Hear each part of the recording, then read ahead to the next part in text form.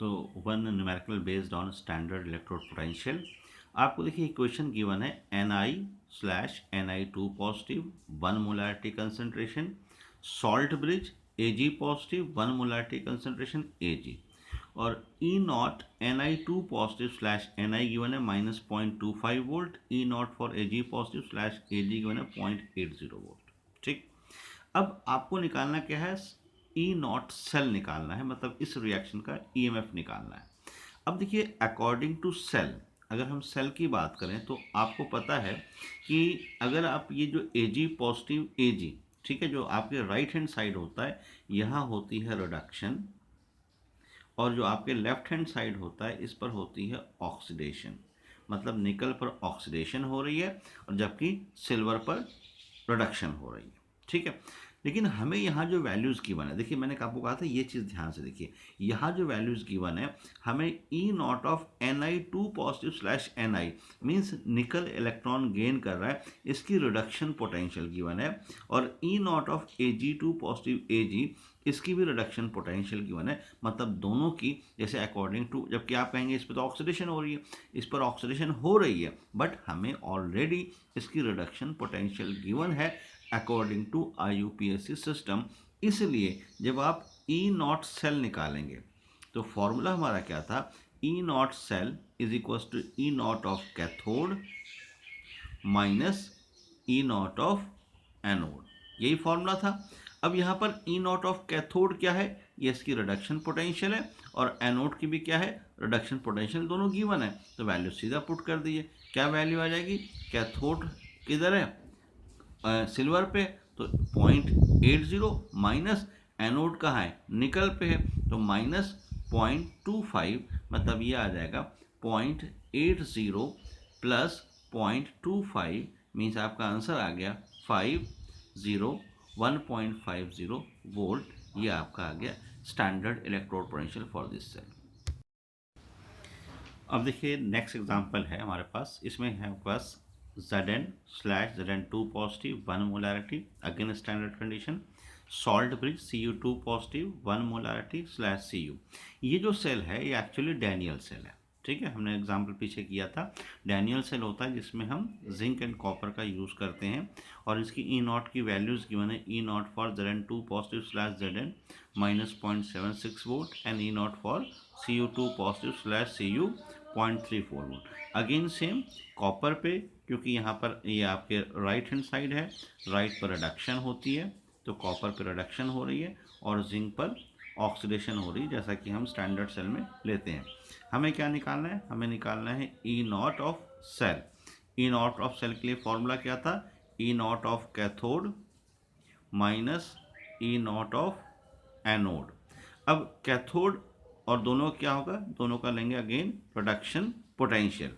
अब देखिए cathode means copper वाला कैथोड है, इधर कैथोड होता है राइट हैंड साइड, कॉपर पर इलेक्ट्रॉन डिक्रीज हो रहा है, मतलब रिडक्शन हो रही है, तो वैल्यूज जो गिवन है किसकी है, रिडक्शन की वैल्यूज गिवन है, माइनस एनोड पे भी आपकी रिडक्शन हो रही है क्योंकि जिंक 2 पॉजिटिव जिंक में कन्वर्ट हो रहा है, तो इसकी भी सेम वैल्यू यूज़ करेंगे 0.76, ये वैल्यूज क्या आ गई 0.34 प्लस 0.76, तो ये ऐड करने पे कितना हो जाएगा, 6 + 4 10 0 7 1 1.1 वोल्ट। तो ये आप याद रखिएगा कि ई नॉट सेल डैनियल सेल की जो स्टैंडर्ड होती है वो होती है 1.14 वोल्ट।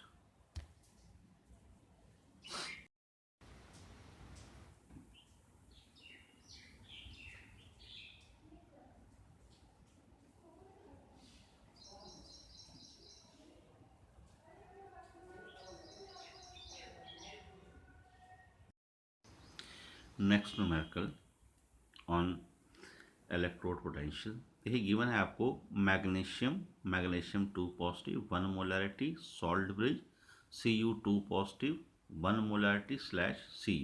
अब देखिए ये भी आपका सेल जो है अंडर स्टैंडर्ड कंडीशन है क्योंकि 1 मोलैरिटी सोल्यूशन दिया हुआ है, और आपको ई नॉट की वैल्यूज़ गिवन है। यहाँ देखिए इस में थोड़ा चेंज किया, यहाँ पे ई नॉट Mg/Mg2 पॉजिटिव, इसकी वैल्यू 0.3 वोल्ट गिवन है, and E naught for Cu2 positive slash Cu इसकी वैल्यू 0.36 वोल्ट दी है। जो मैं बार बार चीज़ समझा रहा हूँ बेटा, इस चीज़ को ध्यान रखना है आपने। देखिए मैग्नीशियम पे Mg2 पॉजिटिव, मतलब ये जो E0 की वैल्यू है ये है फॉर ऑक्सीडेशन। मैग्नीशियम पहले सॉलिड में था, फिर आयन में कन्वर्ट हुआ। मतलब E0 की वैल्यू मैग्नीशियम के लिए ऑक्सीडेशन की दे रखी है, और E0 value for Cu2 positive plus slash Cu ये रिडक्शन की दे रखी है। यहाँ पे कॉपर आयन से सॉलिड में जा रहा है, रिडक्शन की दे रखी है, ठीक है। तो ये चीज़ ध्यान रखिए। अब E0 सेल जो हमारा होता है, E0 सेल हम क्या लिखते हैं, E0 cathode minus E0 anode. Cathode किसके लिए, reduction potential, anode reduction potential. मैंने आपको कहा था कि अकॉर्डिंग टू IUPAC हमें सबका हमेशा रिडक्शन पोटेंशियल ही यूज़ करना होता है। अब जैसे यहाँ पर मैग्नीशियम का ऑक्सीडेशन दे रखा है, बट हमें यहाँ रिडक्शन चाहिए, ठीक। अच्छा दूसरी चीज़ देखिए, आपको बार बार एक चीज़ और याद दिला रहा हूँ, वो ये है बेटा कि copper Cu2 positive and Cu ये आपके राइट हैंड साइड है।